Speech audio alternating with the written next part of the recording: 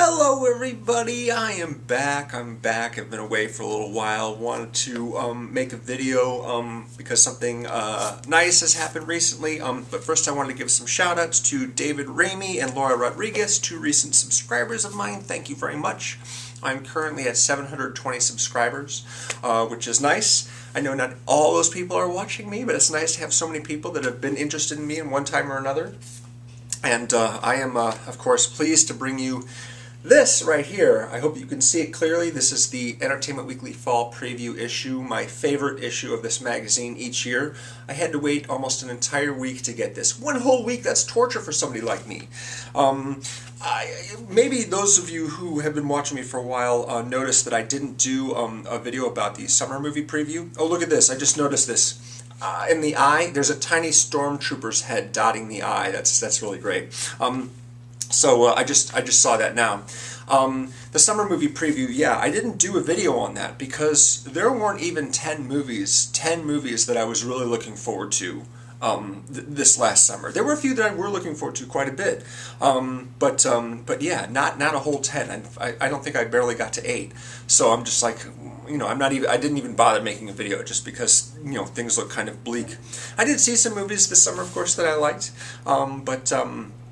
yeah, it wasn't a big thing. This, however, really makes up for it. In this issue, I found way too many movies that I'm interested in seeing, and so narrowing it down to 10 was really, really tough. I'm going to do this non-countdown style. I'm going to start with number 1, and that, of course, is what a lot of people are looking forward to most of the movies that come out between September and December, and that's, of course, Star Wars: The Force Awakens. Very excited to see that.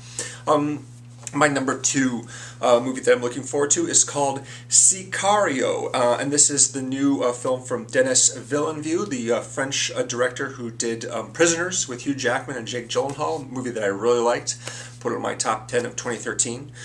This involves an FBI agent played by Emily Blunt who teams up with some Mexican law enforcement in order to stop some cartels, but things get really hairy. Looks intense, really, really intense. Excited about that. Number 3, Steve Jobs, which is directed by Danny Boyle and not David Fincher, but it still uses the Aaron Sorkin script, which I'm very excited about. And of course, Michael Fassbender is playing Steve Jobs, and Seth Rogen and Kate Winslet have key parts as well. The whole movie revolves basically around product launches. Basically, it takes place over the course of 3 different public product launches, one of which is the Macintosh computer and the other one's the iMac, I think.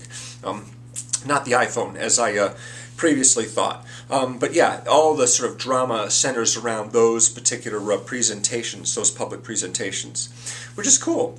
Disappointed that David Fincher wasn't able to do it because he didn't want to because he couldn't get Christian Bale to play the part. But Michael Fassbender, not a bad substitute at all.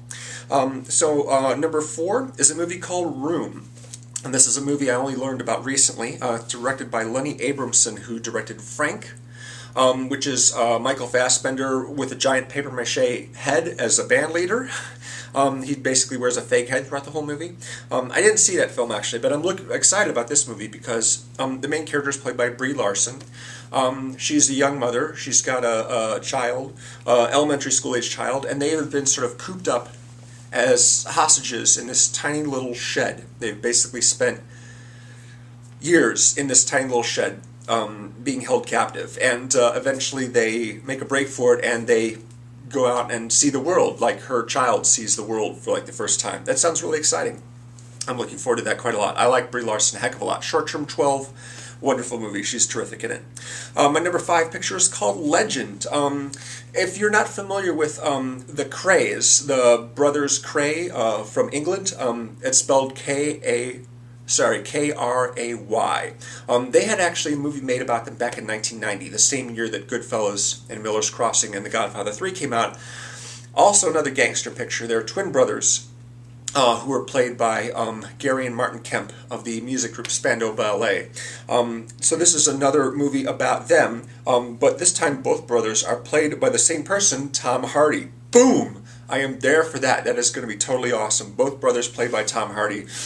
He's great, so that'll be really exciting. It's directed by Brian Helgeland, who did the Mel Gibson film Payback. He's directed a couple other pictures, I think. He's also a screenwriter, written a lot of scripts for different things, worked on a lot of different films. So that's exciting. Number 6 is called About Ray, and it's not about the making of the biopic starring Jamie Foxx. About Ray is actually about a transgender teen, born a girl, transitioning into becoming a boy. That character is played by Elle Fanning, who is a terrific actress.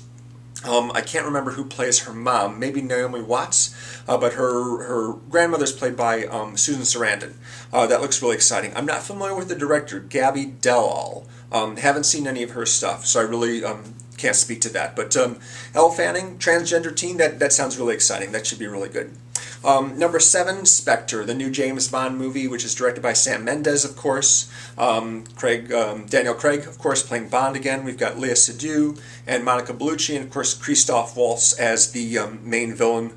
I just basically read in this magazine what his name is, his character's name, and it's not Ernst Stavro Blofeld, so there we go. Not Blofeld, apparently, but still, very bad guy, and Christoph Waltz very good at playing those characters. So that's exciting. Skyfall was really good, and so this is going to be the only other Bond movie that Sam Mendes directs, but yeah, should be really exciting.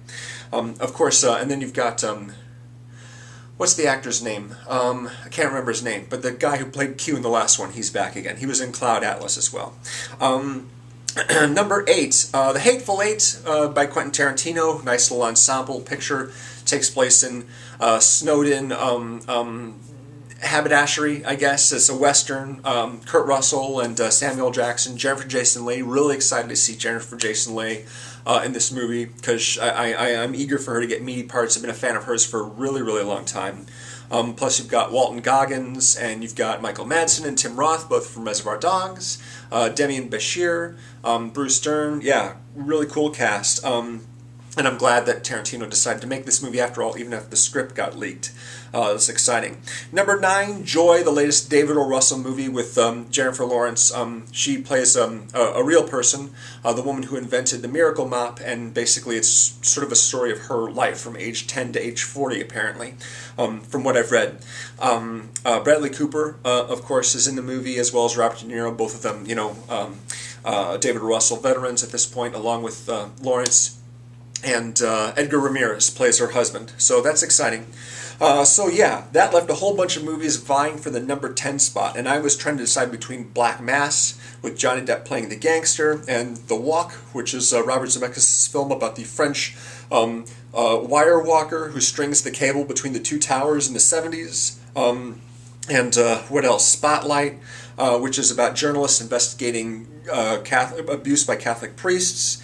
The Peanuts movie, I'm a longtime Peanuts fan. There's the movie about Edward Snowden that Oliver Stone's directing. That's with Joseph Gordon-Levitt and Shailene Woodley. That'll be exciting. Alejandro Inarritu's new film. He did Birdman last year, and he's got this movie called The Revenant with Leonardo DiCaprio coming out. That could be exciting. But the one that I had to make my number 10 film on this list is a movie called 99 Homes. And this is a movie that had one of the coolest trailers I've seen so far this year. Andrew Garfield's the main character. He gets kicked out of his house by Michael Shannon because he's behind on his house payments. So he and his kid and his mother, played by Laura Dern, have to move to a ratty little motel and try and eke out a living. And then he finds that the only really way he can get back on his feet is to go to work for Michael Shannon, kicking other people out of their homes, and it's just this big mess. It's an exciting, not just because you've got Spider-Man versus General Zod, apparently, but Michael Shannon, he's a really great actor, and he has this bit in the trailer which reminded me so much of the Gordon Gekko speech from Wall Street, the famous greed is good speech, where he's like, the only people who get the bailouts are the people who can afford to convince people to give them bailout, the wealthiest of the wealthy. America is a country that was made of the winners, by the winners, and for the winners, and that's really awesome to see. And also, I noticed an interesting trend. He and Mila Jovovich are the only two people I've seen in movies recently that are smoking e-cigarettes instead of regular cigarettes, and they're both playing evil characters. With Mila Jovovich, she was playing like a sort of an evil wife in the Shakespeare adaptation Cymbeline with Ed Harris and Ethan Hawke. And so those are the only two characters I've seen smoking e-cigs in movies. So apparently that's like the new indicator of evil. But yeah, 99 Homes is directed by someone named Ramin Bahrani. I really don't know who that person is, don't know their work, but that looks like an exciting movie. So those are my most anticipated for the fall, for September through December. I'd love to hear, or read what you're looking forward to. So, do a video yourselves or leave a comment, something like that. That'd be great. I've got a Facebook page as well if you haven't already seen it. The link is in the description below. Thanks very much for watching. I'll see you again real soon. Later.